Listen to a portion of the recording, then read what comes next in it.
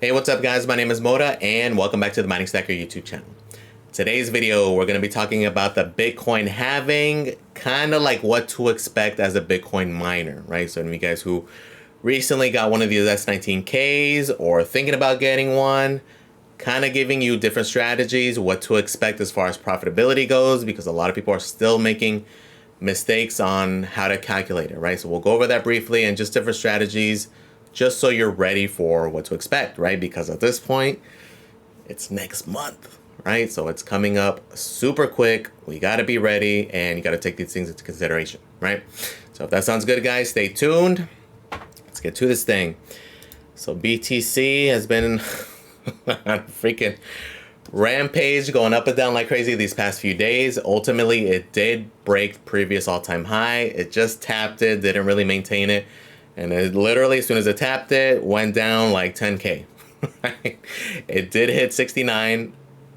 It did go down as far as like 59K, right? It was more like a flash crash. Again, it's just whale games, people liquidating the longs and the shorts, and it's just going to be this continuous model here, right? But ultimately, just one day later, it's back up to 67K, right? So very, very bullish. Definitely a huge change that we broke the previous all-time high prior to the halving, right? So a lot of things are kind of changing. And this is why we've been talking about all year that do not be surprised if the bull market starts early, right? Which, in my opinion, it has been started, right? And to me, we got the ultimate confirmation these past few days with all these meme coins pumping, right? Who loves all these damn meme coins? Retail, right? SHIB, Doge. That's all retail coming back in, right? So who knows? Maybe we retrace from here, we go sideways for a while, and then we officially really start, because again, we did break all-time high, but we just tapped it, right? So different theories on that. Some people also did say that it doesn't count because it didn't maintain it throughout the day, it didn't close at that level. Others are also saying that it's not taking into account inflation, that realistically it should be 74. So it depends on how detailed, specific you want to get. It's over analyzation to me, but things are looking extremely good, right? So let's go down. Let's just do this quick thing, because again, a lot of people are still making mistakes on this thing. So as we look at the calculator, which this one doesn't really count because this is considering Digibyte, and this is another thing to factor in. We're going to focus on the BTC aspect, but just keep in mind that there are other coins you can mine on SHA-256, right? DGB being one of them, and at times it is more profitable, right? So depending on where the hash rate goes and profitability goes, this is another option that people may not be thinking about or talking about. So just something to keep in mind there, as well as we talk about profitability and such, right? So if we look at it now, currently, okay, so when we plug it into a calculator, again, this is on mine, the ASIC, this is the manual calculator, right? I did input the specs for the S19K, the 120 terahash, right? This is at a 10-cent kilowatt hour, and this is at current price, current difficulty, okay? So as we look at it, 1369 is your income, which is your revenue, which is your yield, which is how much BTC you are accruing. Okay, at a 10-cent kilowatt hour, you're going to be paying $6.91 electric for a profit of $6.78. This is prior to the halving. When the halving comes, yes, it gets cut in half. Where people are making the mistake, they are cutting the wrong portion in half. You are not cutting your profit in half. This is the fatal flaw a lot of people are making, right? So they are factoring like, oh, it's $6.78, it's going to make about $3.40. That's not bad at all. That is incorrect. What is halving is only your yield, your revenue, your Bitcoin you are earning. If you are having this, you are also having your electric. Your electric is not halving. That's why there's such a big discrepancy in those numbers if you do it that way. Do not make that mistake. Okay, so what you're going to have is your income. In this case, it's the $13.69. This is what you need to have. Okay, because this is your yield, your revenue. This is what's actually having. So when we do that, right, we do the 1369 divided by 2, because again, it is halving. And this is at the current difficulty, current price. So factor that in also. This is The purpose of this is to get rough numbers. This is not going to be exact because there's a lot of other variables which we'll cover here in a second, but this is just to get a rough guesstimate. Okay, so $6.85 is what your new revenue will be. Okay, so now this number you need to subtract from your current electric cost, which in this case at a 10-cent kilowatt hour, which is a pretty good rate for you at home miners, not good if you're hosting or elsewhere. But this is the number you need to subtract now from your electric, meaning that instead of being a $3.40 profit, you're going to be losing 7 cents a day. Okay, which is a pretty drastic difference, especially if you're scaling, right? If you have one unit, it's whatever. But if you're doing it over a lot of units and your plan is to pay your electric out of the revenue you're generating, it's not going to be a very viable strategy, right? At least for a period of time, right? Which is hopefully only potentially a few months, if at all, right? So we'll talk about here why in a second. To me, this is more of a worst case scenario, not necessarily either, because this is based on the price that we've pumped so much, right? So just factor it can get worse if the price goes down. That to me would be the biggest factor. You could also make the argument that the difficulty could increase. To me, though, it is extremely more likely that it's going to decrease, right? Because again, people are going to be at a loss, especially a lot of the residential miners. Again, this is at a 10-cent kilowatt hour, which a lot of you guys don't have. A lot of you guys are like 12, 14, 16, right? So factor in a lot of those people will be unplugging, and this is with a newer, more efficient unit. So a lot of people with the older S19s, S17s, S9s, older hardware in general will also be unplugging. So that's why, to me, there's a very good chance that the difficulty will most likely drop. To what extent, we don't really know, right? There's estimates that there's like 20 to 30% of the hash rate is like very old and efficient hardware. But the problem with just using that metric is that there's so much of that older hardware that is running on renewable energy, right? Some in the US, a lot of it, more of it outside of the US. For you guys who have family members who live outside of the US, you guys probably are more familiar with that, right? If you have family, especially like a good example is in South America currently, living in Paraguay, Costa Rica, El Salvador. There's a lot of places that have access to free renewable energy, and they're buying these old S9s, S17s, the old S19s by the pallet load because they don't give a crap about the efficiency. They're just stacking it up because it's free running on renewable. Okay, so that's why those numbers are going to be skewed, and that's why in reality it's kind of like pointless to break it down that aggressively, right? Like, to me, it makes more sense to do a rough guesstimate, right? Which to me, this would be a rough guesstimate. And currently, as it is, if the price were to remain the same, you'd be at a slight loss, which is essentially break even, right? A 7-cent loss, is that really much of a loss? Not really, right? So, but just factor that in. I know some of you guys been seeing it all over the place, so just make sure you are taking that into consideration, right? Because that will be a drastic thing. Who knows how long it lasts? Maybe it's only a few months. Maybe it doesn't last at all. Maybe we just continue pumping. Maybe we go up to freaking 80, 90K. Who knows, right? There's a lot of variables, but just factor in if the price stays the same, you'll be break even, most likely a little bit better, because again, I do really think that the difficulty is going to drop. Okay, so factor that in. Make sure you're considering that. Another thing to consider is that it's not all doom and gloom for BTC mining, right? Again, if you are either considering or already in, this should have been a long-term play from the get-go, right? So the numbers you should be more concerned with are what you think it will be in the bull market, right? So in this case, if you think it's going to be dependent on how bullish you are, right? It's up to you to determine that. Again, I'm very, very reserved on my price predictions. That's why I do not use mine. Mine are very more, not to say worst case scenarios, but I'm very pessimistic on that end, right? So like my personal target from the beginning, $1.20, right? So things are looking like it's going to do quite a bit more, but again, you do you. I'm very conservative on my estimates, but let's say a common consensus seems to be like 150, 160, right? I know a lot of people are saying 250, and expect it to get crazier as we do go beyond the halving, go towards the end of this year. You're going to be seeing people saying, oh, we're hitting 500,000, oh, we're hitting 1 million. It's up to you to like kind of dig through that and see where you realistically think it's going to go, right? But let's say it goes to 160. We can do the same thing. We cut this in half. It would be $16.50 minus your $6.91, $10 a day profit, right? But again, this is at current difficulty. This is also considering, another big thing you got to consider here is that you can overclock these things, right? So that's the beauty with Bitcoin mining now currently in its current stage, is that there's aftermarket firmware, aftermarket control boards where you're able to maximize things, right? So that's one thing I didn't mention back here in this estimate, is that this is in stock form, right? This is in stock efficiency. With those aftermarket firmwares, you're going to be able to increase that efficiency and therefore potentially increase your profit, right? Or at least get you to the point where you're break even or better in case the price does go down, etc., etc. You're able to maximize that, and then when things do turn good, you're able to turn that thing up into max mode, right? So for example, you can get these things down. They have the 110 models. You can get them down to like 90 terahash and probably close to like 2,000-ish watts.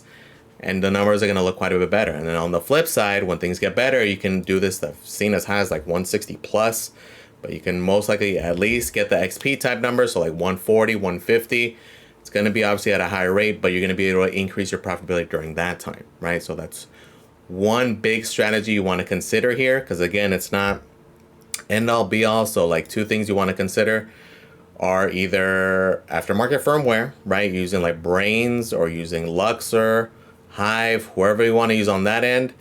Me personally, if I'm at home miner, only had like 1 or 2 units, I would probably spring for these things, right? For the Epic control boards, because there just is no dev fee, right? But again, if you're on a bigger scale where you have like 10 units, I'd probably be going with the firmware, only because again, if you have 10 of these things, that's another whole miner, right? So at that point, I would rather do that, right? So it's up to you, up to your situation, up to you to do the calculations. But this is one of those things that you do want to consider to kind of help you get through the halving portion, right? In case there is a period where we are struggling, right? The other big thing you could do is you could just unplug during that time, right? So again, for me, if I had one, if it's at a slight loss, right? It's like 10 cents, 50 cents, even $1.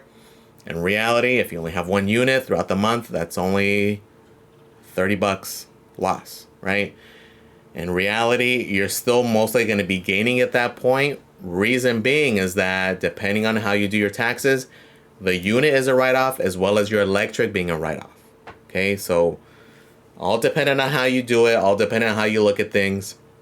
But for me, it would have to be a more significant loss for me to fully unplug, right? I would definitely most likely unplug at least for that first difficulty adjustment, just to kind of get an idea where things go, right? Because the difficulty is more likely to go down than up during this time, or even remain the same. Because again, reason being, a lot of retail, a lot of the old hardware will be unplugging. Like, yes, like I mentioned, there are other places of the world where it's different, but a lot of retail people, so like at home miners, mostly going to be unplugging. So there will be some form of a drop on the overall hash rate, most likely, right? And it's pretty crazy when you look at the freaking hash rate chart. It's at 544 exahash.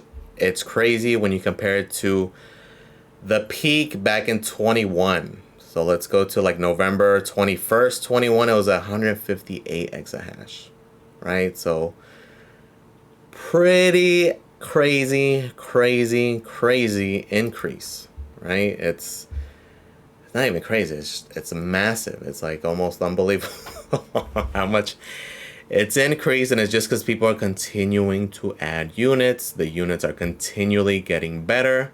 They're continuing to like double in terms of power, in terms of density. And it's just a constant rehash, right? Like we see it all the time with these big farms that are publicly traded. We see it in their like quarterly reports, how much they've added, what they're getting rid of, what their electric rates are, etc., etc. Like for example here, just last week, freaking Riot bought 31,500 M60s. Crazy, right? And this is who you're competing with, right? But just stuff to consider, stuff to think about. But I know the halving is coming, and like looking at the profitability, like, oh man, it's barely gonna be break even. Hopefully it's not for very long. Just your eyes need to be on the prize for those bull market prices. Again, your concern should be with what it's going to be worth, right? Not only the Bitcoin that gets mined, but the unit itself, right? Because realistically, this is going to be the one that all the normies are going to be wanting, right? Like, yes, you can make the case for these altcoin miners, but for example, a lot of them have no interest in what the heck Kadena is or CKB. Like, you know what I'm saying? Like, Retail wants the Bitcoin miners. Bitcoin is what everybody's going to be talking about. This is where the resale is going to be, even if they're not immensely profitable, right? Which they probably will be, but these units will easily go up a good amount. And it's also pretty likely that the prices, just depending on where the price action goes, the prices may go up after the halving. I know a lot of you guys are trying to wait it out to save another $100 for whatever reason instead of just mining on it now, but there is a good probability that if price either stays the same or continues to go up from here, the prices on the units may actually go up. Reason being, I think a lot of people are more negative on the outlook for BTC mining after the halving than probably what they should be, right? So if things kind of continue where they're at, if the price of Bitcoin goes up, I think people are expecting a lot of these units to be at pretty good losses, and that's why people are kind of turning away from it. But if the halving comes and it's essentially still break even or a pretty good amount profitable, expect the prices to go up because of that, right? I think people are a lot in the mindset that like, oh yeah, when the halving comes, these people are going to be losing $5 a day. They're going to be losing all of them, all the people who got in last minute, which may happen, right? But it also may happen that it's not as bad as people think, right? And a lot of people will start jumping on it, causing the price to increase, etc., etc. So it's all dependent on you, right? It's up to you when the best time, because in reality, who knows? Who knows where the price is going to go? Who knows how much difficulty is going to go down? Who knows where the price of BTC is going to be at? There are a lot of variables, but at the end of the day, if you're considering doing this should be a long-term game. Your plan should be to hold for the bull market anyway. Don't get too caught up in these exact calculations and look at, because again, there's so many freaking variables that in reality, you're almost wasting your time. You're gonna like spend 3 days running calculations and simulations, and for what? For for nothing, right? Because we just don't know, right? But at the end of the day, have that game plan. Like, okay, I like Brains firmware, started playing with it, my machine liked it, I liked it, or I like this Epic board because it has no dev fees. I'm going to order one before they go out of stock, right? This is another thing to consider. Have extra parts ready right now while they're readily available, right? If you have a lot of these units, you may want to get like a spare PSU, spare PDUs, spare fans, things of that sort, because again, all that stuff in the peak of things is going to get hard to come by. And the last thing you want is for your machine to go down for like weeks at a time because you're having trouble sourcing some of these parts, right? So whether it's BTC mining or any mining in general, right? Right now is the time to stock up on a lot of those things, right? So shout out to Altair Tech, right? Do have a link in the description for them, but they are one of the best for like spare parts, right? Like I've purchased spare PSU, cables, control boards, all that stuff on deck. Like luckily for me, all the Bitmain units I have, they all use the same control board. They all use the same PSU. So it's all interchangeable parts, right? Which makes it pretty easy, right? So just stuff to consider, guys. You gotta be prepared, kind of keep your eyes open. But again, it does sound kind of crappy, but don't fret, right? It's not doom and gloom. Keep your eyes on the prize regardless of what happens. Because again, this thing, it's gonna be volatile.